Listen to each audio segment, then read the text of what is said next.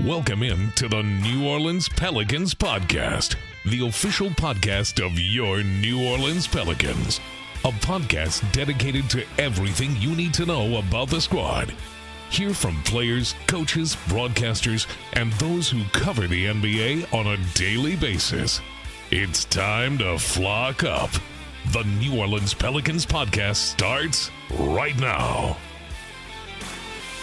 Hello, everyone, and welcome to the New Orleans Pelicans Podcast. As always, we appreciate you for tuning in. It is Friday, TGIF, and it is Super Bowl weekend, which means it's time for prop bets. Who doesn't like prop bets, including how many body shots Jim Eichenhofer, NewOrleansPelicans.com, is going to do every single time they show Taylor Swift. I can't wait for that, Jim Eichenhofer. What's up, buddy? I mean, I know I don't even know myself how many of that, so that's a very interesting prop but you bet. didn't know that's over there at Vegas. Did you know that you're part of the prop bets? I did not realize that. No.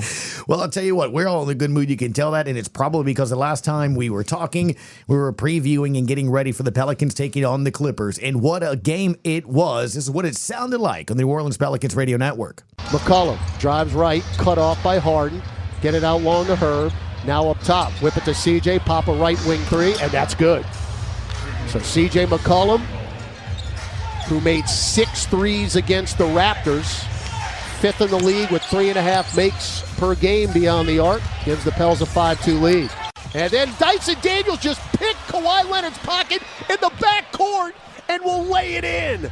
Dyson Daniels, who is first on the Pelicans team now with 68 steals, gets the claw in the backcourt. Ingram, leave it for Trey, pop a right wing three. Splash down Trey Murphy. 82-77, Z powers in and lays it in over Plumlee. He saw one layup go in, and now he's starting to get the confidence back. 11 points for Williamson. Now Harden, pop a right wing three. Yep.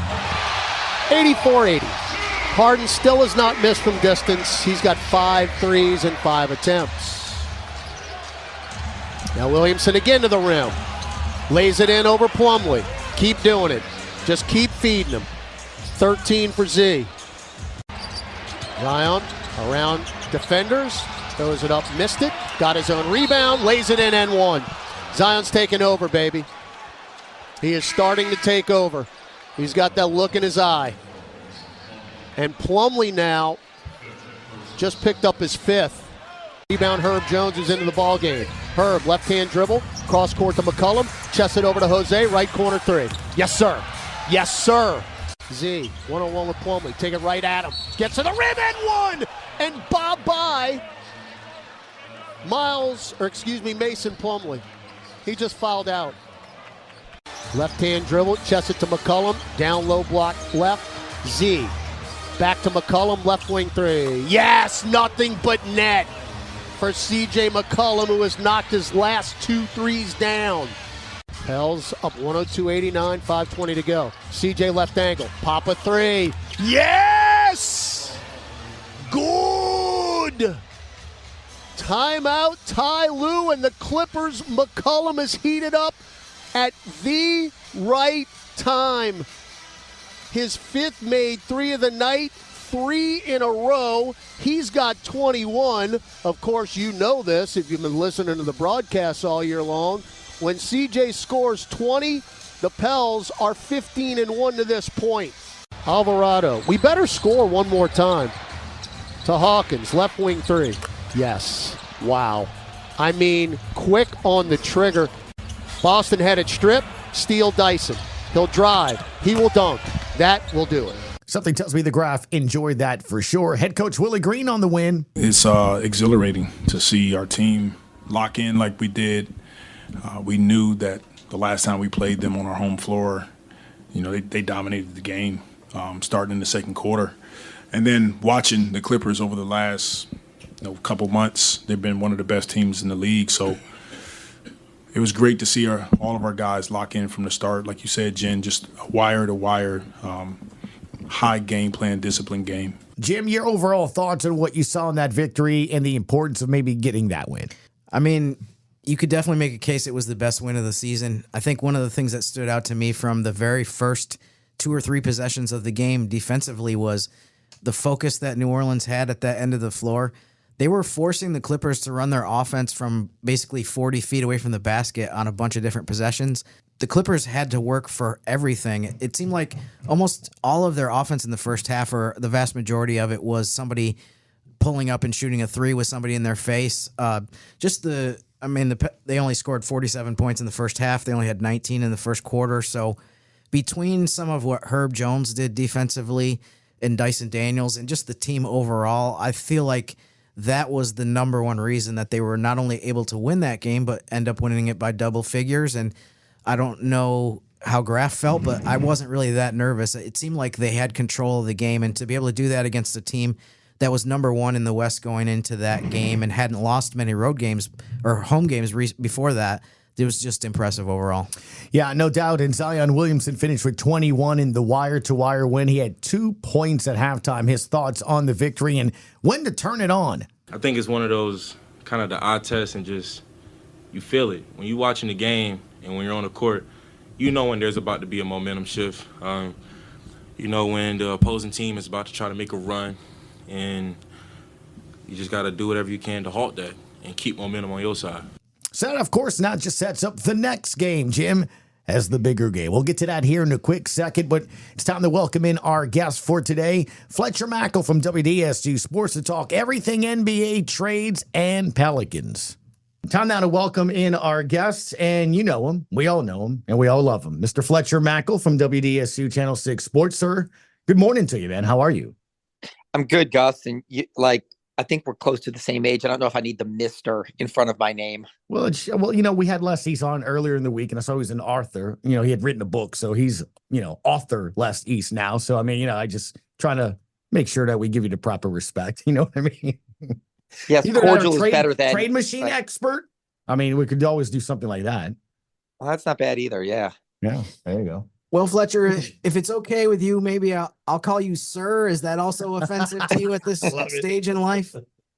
Yeah, all of that. I think it's crazy. We had somebody that started at work and she was like, yes, sir. I'm like, whoa, what are we doing? I go, I understand you're just being courteous courteous and nice, but still I was like, all this sir and mister. I'm like, whoa, that's, Yeah. Wait till you start you go pick up your kid at school and they look at you like that and go, Mr. or like the dad and all that. I'm like, wait a minute. Oh, that's true. I am 48. I'm so not used to that as well, man. But we got a lot to talk about. And I guess some of what not to talk about is, or some of the things to talk about is what not to talk about. Were you surprised that the Pelicans didn't make moves yesterday at the trade deadline? I don't know if I would say surprised. I certainly think that I probably could have gone either way, because I think this team has gone either way. We've seen, look, they just beat the Clippers in probably their best game of the season. That to me says we can beat anybody. We can compete with anybody. The West is rough and tough, but we're right there and could maybe win this thing. Why? If the Clippers are the best, why can't we be the best? So I thought maybe they'll do something to use that term, step on the gas, so to say. But the one thing I've learned about David Griffin and Trajan Langdon, I think it's a great thing, is that they don't feel pressure to make moves just to make moves. That I think some organizations make moves just to make moves, to appease their stars or to create this narrative of, look what we're doing. I think the Lakers have done that in years. And so I think that making the smart, right moves at the right time is one thing that is a credit to Griff and Trajan since they got here in 2019. So again, I don't know how to answer that. I wouldn't say I'm surprised they stood pat, but I don't know. I hate to give you a non-answer answer, but I'm not surprised either way. I kind of had prepared myself that I could see them wanting to see more of this big three, wanting to see more of, the players that we've seen like Trey and Herb and Larry getting healthy. What this team is, in the playoffs. We haven't seen that yet. What they can do as is, I certainly understand that mindset. I would have understood the mindset if they would have said, we need an upgrade. The deal with Atlanta or another deal out there works for us. And we feel like there's a ceiling with this team and we can go further in the playoffs if we make this move. So I think both paths I would have completely understood, and neither would have surprised me. So to answer your question in a very rambling, long-winded way, no, I am not surprised they stood pat. Fletcher, from either from your perspective or the sense that you get from the fan base, do you feel like there's maybe almost like a little bit of a sense of relief to some extent in terms of the attachment that the city has to this group of players, that none of the guys that people, love were dealt yesterday, that you still have kind of the same group of players, the same core back? Sure. And I think that's the one thing that's great about our fan base here is the connection to the teams. And I'll incorporate the Saints and the Pelicans and in kind of the sentimentality that they have. It's not just a cold-blooded profession. It's something deeper here. These teams are woven into the fabric of these communities. So when you see players that have really bought in, and I always say this, that I tell people all the time, what David Griffin and Trajan and Swin and this leadership group has built since they got here is tangible. You've got players who want to be here, who care, who love the city, who want to do something special with this organization. And that wasn't always the case. So I think that belief in that feel and that love resonates to the fans. So I know Herb Jones's name was thrown around yesterday. I do think it would have stung the fan base a little bit, so to say, if he was a player that would have been incorporated in any type of deal. Same with Jonas. I mean, look, if you don't love Jonas, there's something wrong with you. I mean, the guy is just a warrior who everybody loves, who does things the right way, who acts the right way. And so I certainly think there's that connection that these fans feel to those guys of why can't we win with our guys doing it the right way? Now, that being said, I put a tweet up yesterday because I do think there is sometimes an overwhelming sense of don't trade this guy. Right. And sometimes I think people get lost in that, is that it's still a profession. At the end of the day, winning games and potentially having a championship is the most important thing. 2 years ago yesterday, CJ and Larry were traded to New Orleans. A lot of us had gotten wind. Portland had gone sideways. Some of us had gotten wind that CJ was a target for the Pelicans. So starting in December, I started putting up CJ McCollum trade ideas. And I loved CJ at Lehigh. I was an AP college basketball voter for a long time. I had him on my All-American team. He was like a one-man wrecking ball at Lehigh. Mm-hmm. And I was a champion of CJ in that deal for months. And the backlash that I got on Twitter, you can't trade Josh Hart. This team is special. What they've built here. Right. I even posted some of the comments. I mean, the blowback that I got about wanting CJ McCollum and moving off of Josh Hart and Nikhil or any other young player. Man, oh man, it was venom. Mm-hmm. But now I think people understand, boy, you know what? That was probably a good deal. And so that's kind of where I try to take a more professional approach than to get hung up on just the sentimentality of we like these guys and understand that at the end of the day, it is a business. So look, if this team wins a championship this year, maybe they stay together. But if they don't, I think there's a chance we're going to be revisiting some of these deals in the summer, and some of these names could pop up again. And they may not all be here, come the start of the 24-25 season. Yeah, I bring this up a lot of times to Jim and Graf. And I'm sure you'd agree with me, Fletcher. We probably talked about it on the talk show. I'll take any day all of a sudden there being hundreds, if not thousands, of general managers and head coaches when it comes to Pelicans basketball, like there is for the Saints, than say 10 years ago, 5 years ago, right, Fletcher, when there was apathy and he sell the team, go ahead and send them now. I love it now where based off of a win or loss, our show, your comments, this podcast, it's Willie Green can't coach or he can. This guy's good. Trade that guy. Trade Zion. He's great. I love that. So it does kind of give you a sense of how this city has become more of a basketball town, hasn't it? Yeah, no. And look, I think that you've got a whole generation. I mean, look, I started working here at WDSU in 2002, the summer that the NBA relocated back to New Orleans. And I think that you've got an entire generation of fans that have now grown up with this team. That look, it's one of those things. We all grew up. I was born into the Saints. I mean, the Saints were in existence before I was born. So my earliest memories were black and gold, the Saints helmets, the Archie jersey and stuff like that. And so for this generation, I'm not saying they're not Saints fans, because they are. And we have look, the Deep South is football hardcore. Everybody speaks a language called hut. But I do think you've got 20 years now of kids. I mean, you've got more than a decade of the Pelicans since they went from the Hornets to the Pelicans. I mean, that's a long time for people to become, committed and ingrained. Even if their parents aren't diehard Pelicans fans, there's a whole bunch of 20-somethings that grew up with the NBA and love it and care about it. In New Orleans, I think, it took a little time, like a lot of things here, but I think that this place has become far more of a basketball city than it ever was.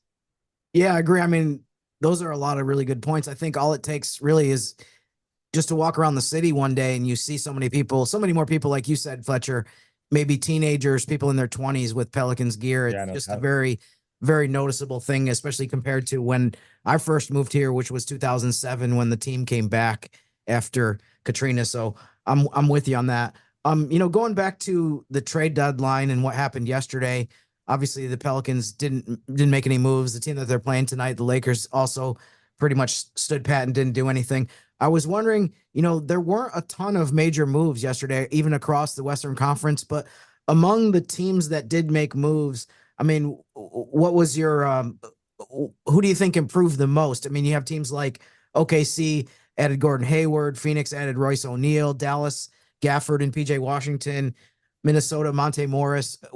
Who do you think, among the teams that the Pelicans are competing against did the best or did the most to get better yesterday? So let me start off by saying, thankfully, the team that I think got the best, and it's not just yesterday, I would say it's the trades they've made this season. I love what the New York Knicks did. Yeah. I mean, I still think Boston is the beast of the East, but man, oh man. I love Tibbs. And Darren Erman, who used to be here as a Pelicans associate head coach, is now on his staff. But I look at the Knicks, and I just think from getting OG, and I know he's going to miss some time with the elbow surgery, but he's going to be back for the playoffs. I mean, adding the guys that they did yesterday by getting Bogdanovich. I mean, I just look at the culture they have, how they play. I would not overlook the New York Knicks and the Big Apple going nuts for an Eastern Conference Finals or a potential Finals appearance, because I think what they've done and how they've done it, I mean, it is, to me, people really have to start talking about the Knicks. But, Jim, to your point, the three teams you mentioned, look, I was at that Oklahoma City game on that Friday night. They're a little earlier than expected on what they are, but wow, are they well coached and they play great. And, I mean, when you talk about synergy, a player like Gordon Hayward who can step right into a bunch of roles, whether you start him or bring him off the bench. I mean, he is a veteran that, to me, Oklahoma City was already a dangerous team because they're just talented and well coached, even though they're crazy young. But you had a know-how, been there veteran like Gordon Hayward, and it makes their ceiling just that much higher. Look, Luka is awesome. I mean, I think Luka is going to finish in the top three. I think, speaking of Oklahoma City, SGA, I think, would probably win the MVP right now, just my personal opinion. But I certainly think Luka in Dallas, and that's one of those teams I talked about feeling like they have to make moves now. Like, they're one of those, we're all in right now because Luka is obviously in his prime and he's an MVP candidate. But I think the moves they made really helped them out. Like, I really liked Washington in Charlotte for a while. I think I probably even mocked them to New Orleans in some trades once upon a time. And to get Gafford too, I mean, I certainly think like they helped themselves. And then look, Phoenix was already good, but to add, I like Royce O'Neal when he was with Utah, and to add a quality veteran like that to me is a team that's already dangerous because of the offensive firepower they have. And you add kind of a 3-and-D guy like that. Those teams are already good. I mean, look, Phoenix and OKC to me were already going to finish in the top four. The Mavericks were kind of one of those bubble teams. Are they going to get clear of the play-in? Are they going to get to 5 or 6? I mean, I certainly look at the Mavericks now and the moves they've made and say, that they got better. Last year, I wasn't sure, making the Kyrie move, how is it going to work? And it blew up in their face, but they found some synergy this year and figured out how to make it work. So I certainly like the three moves that the Western Conference teams that you mentioned, Jim, made. But the Knicks overall, to me, are the ones that I would be paying close attention to. Minnesota, look, I like Chris Finch. I liked him when he was here. He came in with the whole do it big deal and in Boogie and AD. And I loved what he was doing when he was here. I think he's a really accomplished coach, and I'm glad he's getting a chance. But Minnesota is one of those teams, like the Pelicans.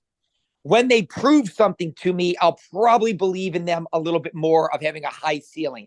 I understand Edwards is a stud. And Karl Anthony Towns has kind of finally found a role, and Gobert's having a much better year than last year. But I still, and look, I don't mean this as an indictment on the Pelicans. When the Pelicans do something, I think we see it. And look, a lot of these national guys, Perkins was saying it. Richard Jefferson was saying it. I watched Tim Legler after the game saying it. This team could be a really great team that could make a run to the Western Conference Finals or the Finals, or they could be out in the play-in. Until they prove it to me, I just don't know how hard and Minnesota's kind of in that category to me right now too. Even with the move they made, I just don't know how far they can go just yet. But again, it also says a lot about the Western Conference and how stacked and insanely difficult it is. Yeah, Fletcher, honestly, I think that's very fair assessment to kind of say to some of the teams that haven't really proven anything in terms of a deep playoff run that it's time to show it first before we can totally buy in. So that's like I said, that's a fair evaluation of the situation. You just talked about some of the teams in the West. I'm curious, who do you think is the favorite right now? I mean, we have a really tight, interesting race for the 1 seed. A couple of those teams are teams that are young and, like I said, haven't gone deep in the playoffs yet. So this will be a new experience for them, just being in a best of 7. But who do you think, who is the team to beat right now in the Western Conference? The Clippers. If they're healthy, the Clippers. Now that doesn't mean they like the Pelicans. I mean, Kawhi's had some injury-plagued seasons. Paul George has had some injury-plagued seasons. James Harden hasn't always been in shape, and he's had some injury-plagued seasons. He was on one leg in Brooklyn during that playoff series a couple of years ago. But my personal opinion, and again, I mean, I could make an argument, I feel like, for Minnesota, for the Thunder. I could just like, what about Denver? Yeah, I mean, look, I keep thinking, like, how could I not have Denver in there? They're the defending champs. They've got the MVP. All they do is steamroll people. But again, I just feel like, okay, I just know they're going to be there. Okay. Like, that's the thing. Like, I think I'm almost taking them for granted that they're there and they're going to be there because, look, again, Mike Malone's a great coach. Jokic is, one of one, and he's amazing. But I just look at it and I'll say this, that game on Friday night here, where I use the word synergy, when Jokic is making no look over his head behind the back passes to Aaron Gordon, that's a team that's played together, that's been there, that's done that knows who and what they are, that has an identity and has played and won at the highest level.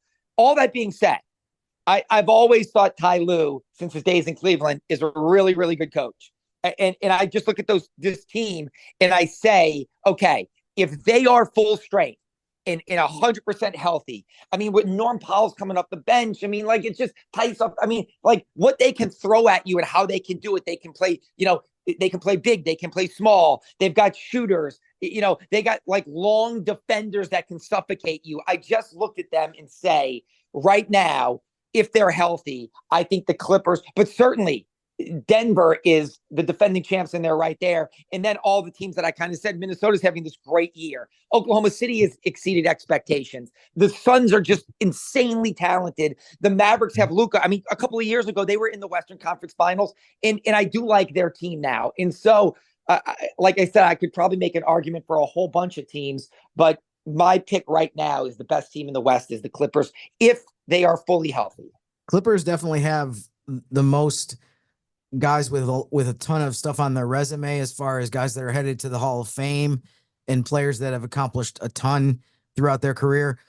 What were some of your takeaways from Wednesday, though, in terms of the Pelicans being able to beat them and pretty much, wire to wire, do a good job defensively. What was your reaction to the outcome of that game? Well, one, I thought it was probably their best win of the season. Now, look, I don't want to be, because I saw there's always the blowback. The Clippers did come off a long East Coast road trip, and Paul George played one of his worst games of the season. It doesn't matter. Let's give the Pelicans credit that they had a good game plan. That was one of Willie's best. The way he operated his rotations, like how he played a kind of a chess match, based on what Ty Lue did. I just felt like it was he put them to the test and they didn't answer. And I felt like here it was just the opposite. When the Clippers came here, it was Ty Lue out-coaching Willie, and he had Willie on his heels, and he never made a lot of the right decisions. It just seemed like everything Ty Lue did worked here, and Willie was on his heels all night. It was just the opposite in LA. Everything Willie did, I mean, look, right when guys got hot, he rode Trey, and it was like, I just looked at everything he did. The substitutions were fine. I mean, when he stayed small, it worked for him. And even when the Clippers tried to go big and counter it, it was, again, just a lot of the things he did and how he did it. I thought that was probably Willie's best game from a coaching standpoint against another coach with some really, good players as well. And then you're right. I don't know. I just thought putting the ball in Zion's hands and letting him facilitate more. I hope that's something we continue to see more of is point Zion, because it certainly looks like it works. CJ, we keep talking about what he's done this year, how he's evolved a little bit, shooting more threes, a new role. I mean, I felt like what CJ did the other night is kind of that secondary creator, off the ball guard, was where he always excelled off of Dame Lillard in Portland. And look, they went to a Western Conference Finals and 7 straight trips to the playoffs. And that was, to me, CJ in the role that he's going to have to play if this team's going to go far. And so I thought Larry played a good game. Dyson, just look, I can't say enough good things about what they did the other night. And that's why I think people look at it and say, man, oh man, Trey Murphy hitting shots from like Redondo Beach. To me, that was one of those things where it's like, I see why when the national people see that and go, boy, they got shooting. They got defense with guys like Herb and Dyson. They got like scrappy little energy guys like Jose. Like Larry is this bouncy, small, big that can, switch on everybody. I mean, Zion is the, this facilitator. I mean, like those bigs, he had them on skates, just bullying them to the rim when it was okay. I'm either going to kick it to a shooter who's hot, or I'm just going to take it to the rim myself, and they just don't have an answer for it. Like if they go small, I'll bully them, and if they go big, I'll run around them. So again, there was just a lot to like, but it gets back to what I said, Jim, and I think it's fair, and I appreciate you saying that, is can they do this consistently at the highest level and in the playoffs? Last thing from me, the way the NBA does the schedule, a lot of teams play consecutive games in Los Angeles against the Clippers and the Lakers, but there aren't a lot of teams that win both of those games when they have the opportunity to, beat the Clippers and then beat the Lakers. What are you looking forward to in this game tonight against the Lakers in terms of the significance of this game and just the matchup against the Lakers? Yeah, and look, we talked about the West, and I didn't say that the word Lakers one time. And yet last year everybody wrote them off, and because they've got the greatest player of a generation, they are in the Western Conference Finals. Now they got their, the rubber met the road, so to say, when they got an elite team like Denver.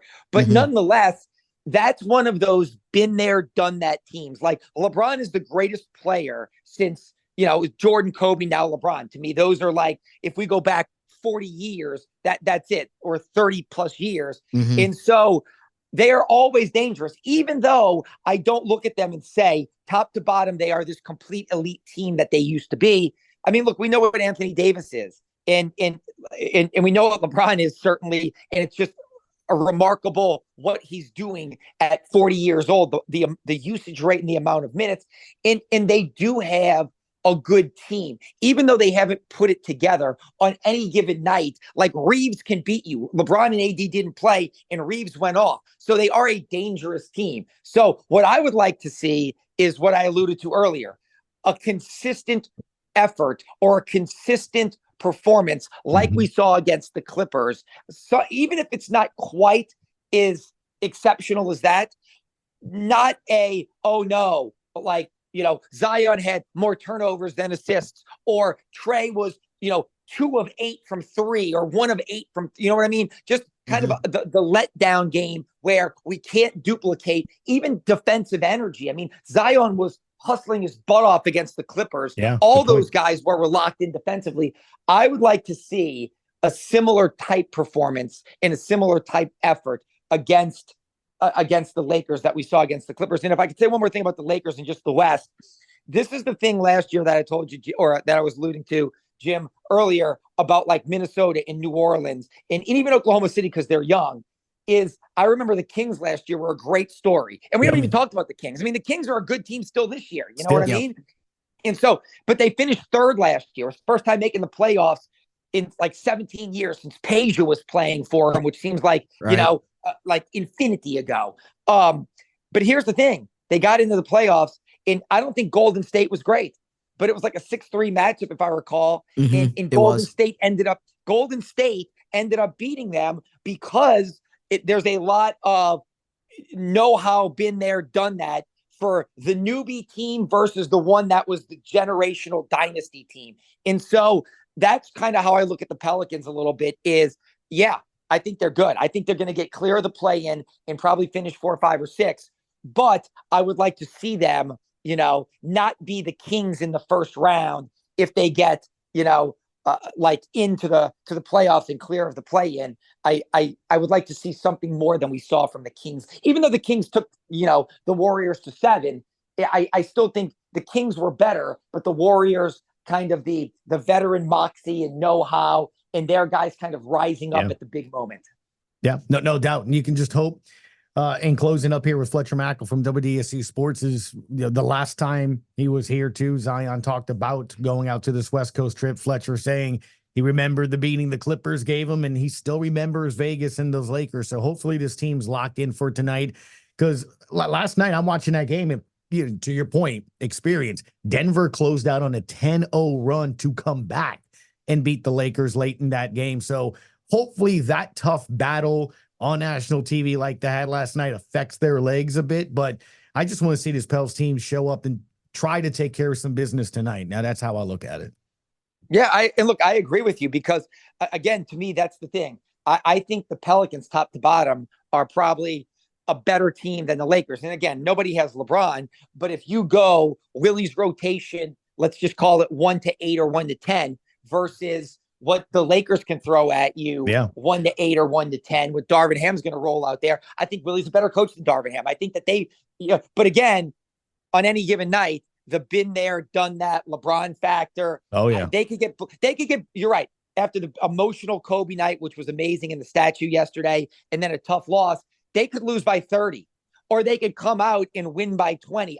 They're one of those, I don't know, but they do have a lot of veteran presence and experience. Yeah, it's definitely one of those things. The start of the game is going to be very key. Fletcher Mackel, you give a follow over there on X at Fletcher WDSU. Fletcher, want to tell everybody on Sunday nights, man, you guys have started a couple months ago, a Sunday show as well, and you've got a lot to get into here over the next couple of months. We do, yes. We have a Sunday show, 11 p.m. every Sunday night on WDSU Game On. And it's been, there's no off season, even though we don't have every major professional sport, right. Football and basketball keep us pretty busy. So we'll be talking a lot about the Saints off season, and obviously a ton about the Pelicans as we get right into the thick of an intense playoff race here. Thank you, man. Appreciate the time, bud. All right. Thanks, Jim and Gus. Our thanks to Fletcher Mackel. We probably could have done that for another 30 minutes. No doubt about that. No doubt. I mean, you get him the day after the trade deadline. I feel like you're going to be on for a long time with Fletcher. Sure. If we got him the day before the trade deadline, we might have had to carve out a whole afternoon. Yeah, no doubt. That's for sure. But it is time for Friday, which means it's time for a trending number, and it has something to do with tonight's game against your favorite team, the Lakers. Yes, I just have such a love affair, a lifelong. I cherish my relationship. You look with the good in purple and gold. Yes, look at you. How dare you? The trending number is 24.4, and that is the career scoring average of Brandon Ingram against his favorite team in the West, the LA Lakers. He's had some huge games against them. I feel like he probably does have a little bit of extra motivation against the Lakers based on the fact that obviously he was part of the trade in 2019. And I've said this for quite a while, not just after that trade that we all remember from 5 years ago. There's a group of former Lakers players. Larry Nance is among that group, Julius Randle, Jordan Clarkson, obviously Brandon Ingram, Lonzo Ball as well, who also played here in New Orleans. They kind of were like placeholders for the Lakers in terms of, it seemed like for most of the time that those guys were there, the Lakers franchise kind of had the attitude of like, oh, it's cool that we drafted these guys and, they're pretty good, but wait, we're just waiting for a star. And that's kind of the way it unfolded where they were just I can see, and this is me talking, this isn't anything I've heard from Brandon Ingram or any of the other players that I mentioned. I'm not sure he texted you this. Go ahead. But I could see how there would be resentment towards them because, as I said, that they were just kind of like, you're just filling a spot until we find someone better. And it's funny how the vast majority of those guys, the 5 guys that I listed, as well as a few other people that we don't have time to get into, that group of players has done so well in their future stops across the NBA. Jordan Clarkson, 6th man of the year. It's just D'Angelo Russell as well, who's actually, as fate would have it, is back with the Lakers for a second tenure there. But anyways, the point is that Brandon Ingram has done extremely well against the Lakers, and that's been a big reason why when the Pelicans have beaten LA 2 seasons ago, they went 3-0 against them and were able to basically knock them out of the play-in tournament race. When the Pelicans have success, it's been because of Brandon Ingram. His second best scoring average career against any team in the West is Houston at 22.6. So, I mean, it's not even really that close in terms of how much more points per game he's averaged against the Lakers than all the other teams in the West that he's played against a lot throughout his career. So interested to see how he does. I think that's one big factor in the game tonight. And obviously, as we record this, Zion Williamson is questionable. Jonas Valanciunas is also questionable, as is Naji Marshall. So if some combination of those 3 guys doesn't play, that means there's even more incremental importance on Brandon Ingram having a big game tonight against the Lakers. I got a trending number for you. Okay. Let's hear it. 5. That's how many free throws LeBron shot last night. At home. Against Denver in the loss. In the game that they battled really hard. Look, Anthony Davis had 32 points. LeBron finished with 25. They lose 114-106 thanks to Denver closing out on a 10-0 run. So I'm curious how it felt like a playoff game watching that game. Sure. I had to keep my eyelids taped open, but you did get that sense. So that's a hard fought game, battle game they come up short in. Can AD produce another 30-point game?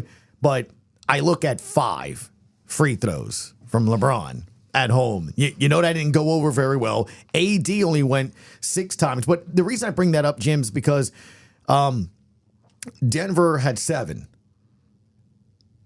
Total as a team free throws. Yeah. So I guess what I'm saying is it was officiated kind of like a playoff game, if that makes sense. Like LeBron didn't live at the line. Right. AD didn't live at the line. But the Nuggets did have 7 free throws. So I'm not expecting a lot of free throws for the Pels tonight. I'm expecting a few more. And here's the other thing, too, is another trending number. 9. He was 9 of 20, LeBron, last night. From the field. Yeah. So I think when you start looking at that, it's going to be interesting how it's officiated. The start, something tells me because of that game like night, if LeBron does play, and there's no expectation he's not that I know of just yet as of 10-something in the morning. He probably is going to want to get off, and get started quickly, make sure that this is a win and bounce back win. So I think that first quarter for me is going to be real, so 1 is another trending number for me as in first quarters.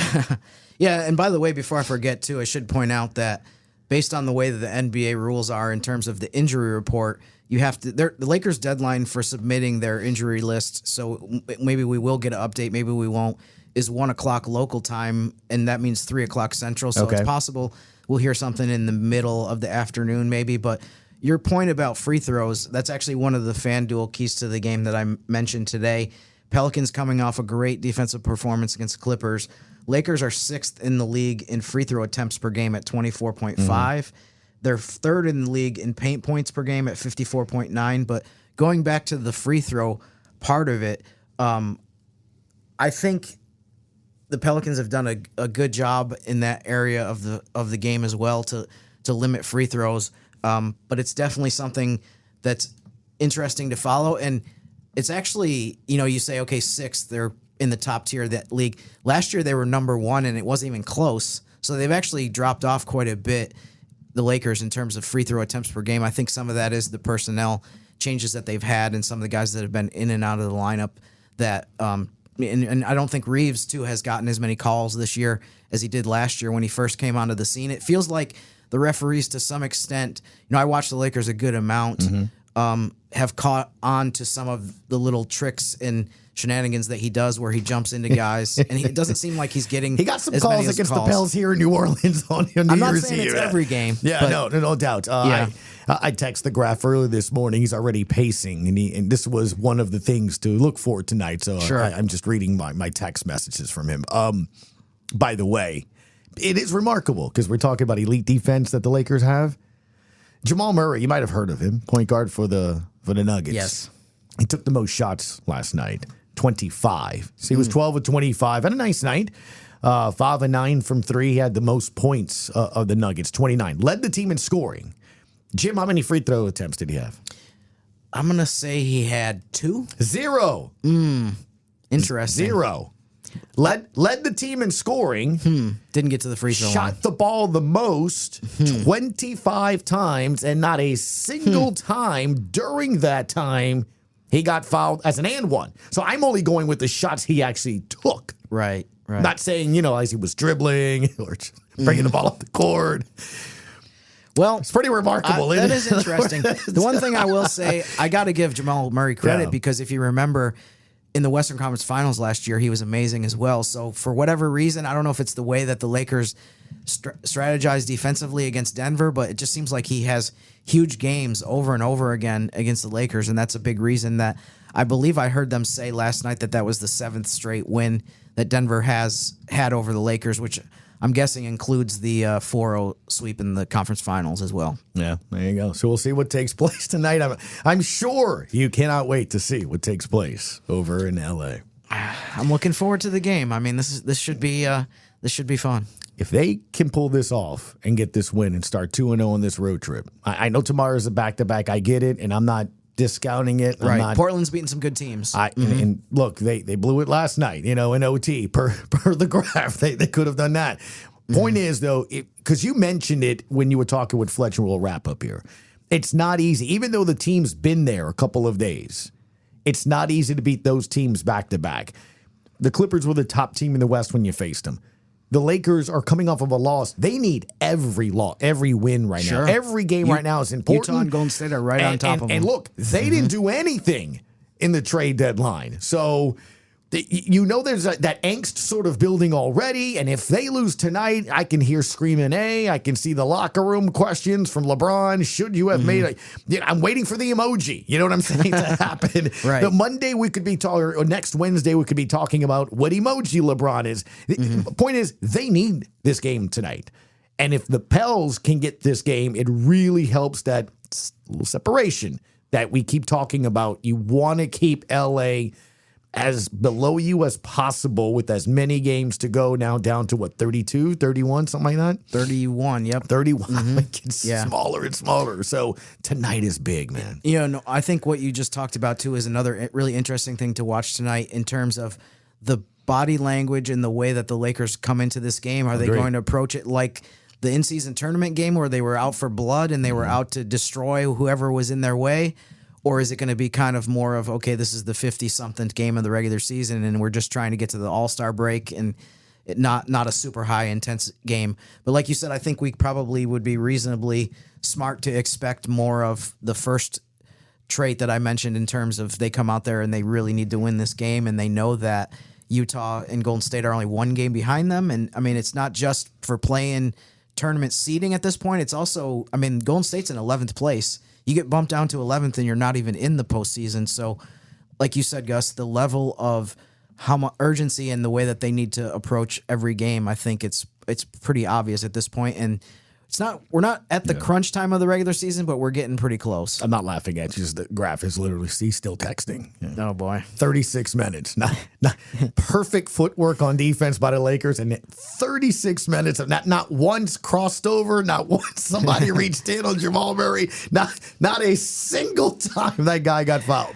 I'm just happy they lost. I'm just happy they lost. I'm going to go with that. Tell Graf the same thing. No, just be happy they lost the game. I'm with you, but it's just I'm just letting you know what we need to prepare for at 9:30 when we go to him. It's going to be a long couple of hours until we get there. But anyway, thanks, Jim. As always, please try not to get arrested, behave yourself, wind up on some sort of website, and more importantly, just make it through Mardi Gras weekend, because our next podcast won't be until next Wednesday. That's right. I've got a lot of time on my hands here with no podcast until Wednesday. I've got some extra days to get myself in trouble and try to stay off some of the websites that you talked about. But I feel pretty good. And I feel like, I will be busy because the team plays Friday, Saturday, Monday. So we do have a lot going on, and we have a lot in the radio studio.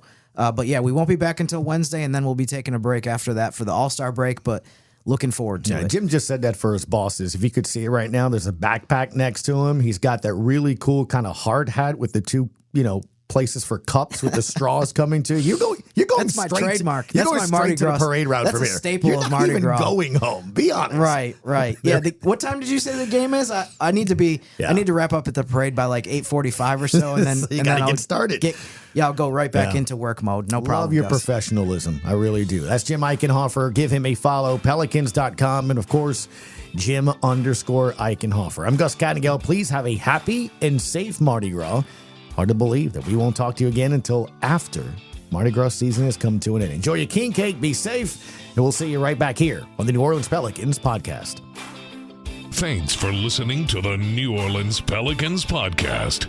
Join us 3 times per week on Pelicans.com, the Pelicans mobile app, the iHeartRadio app, or where you get your podcasts.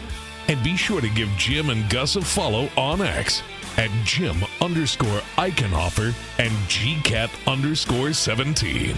We'll see you next time, right here on the New Orleans Pelicans Podcast.